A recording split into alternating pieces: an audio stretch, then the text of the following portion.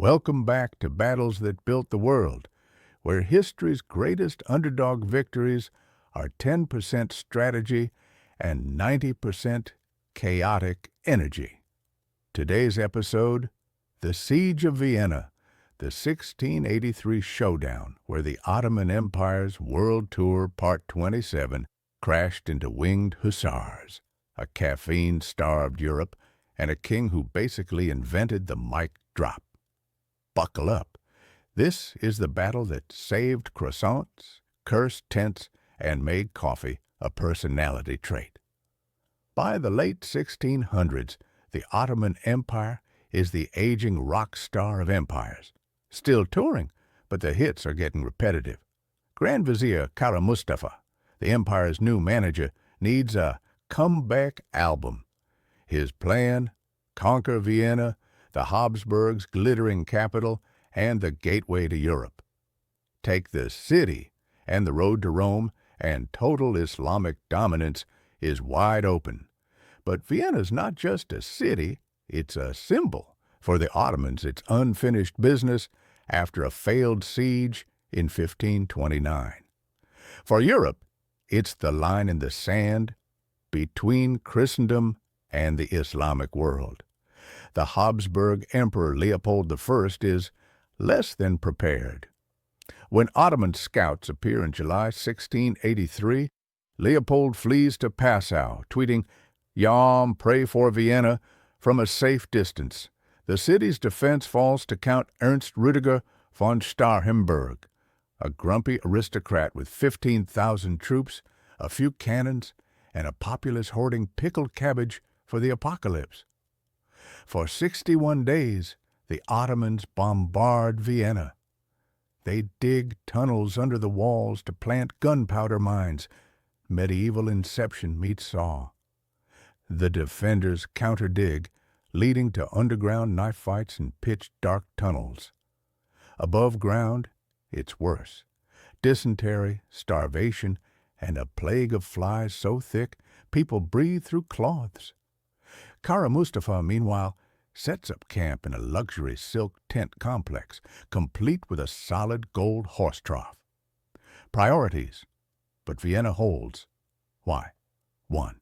The walls, upgraded after 1529, are thick. 2. The Ottomans' 300 cannons are quantity over quality, more noise than damage. And 3. The Viennese are petty. When the Ottomans send a demand to surrender, Mayor Andreas Liebenberg sends back a decapitated envoy's head. Talk to the hand, 17th century edition. Enter John III Sobieski, King of Poland, a man whose LinkedIn reads Professional Empire Wrecker. Sobieski's been busy herding cats into an 80,000-strong relief force. They march 250 miles in 15 days, fueled by vodka and Sobieski's mantra. We come not just to save Vienna, but to save Europe. On September 12, 1683, the coalition attacks from the Kahlenberg Hills. The battle starts at dawn. Bavarians and Saxons grind down Ottoman flanks.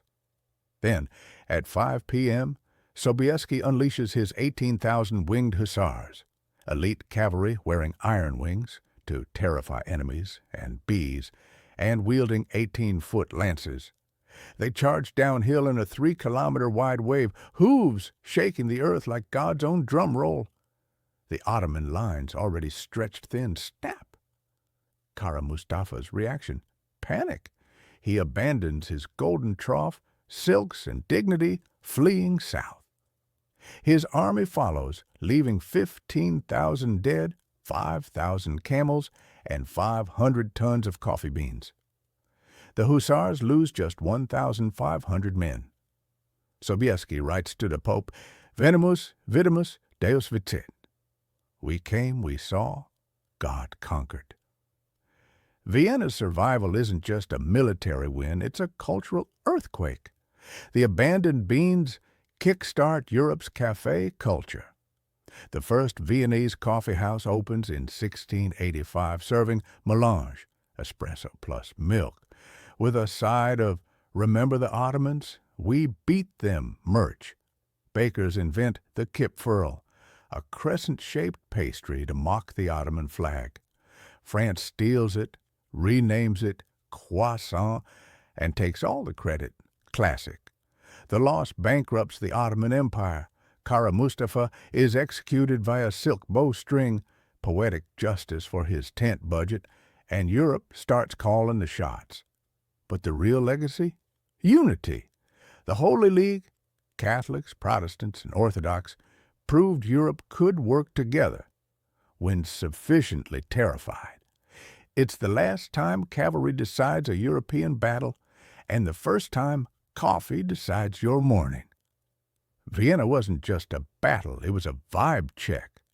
The Ottomans learned that silk tents don't stop lances.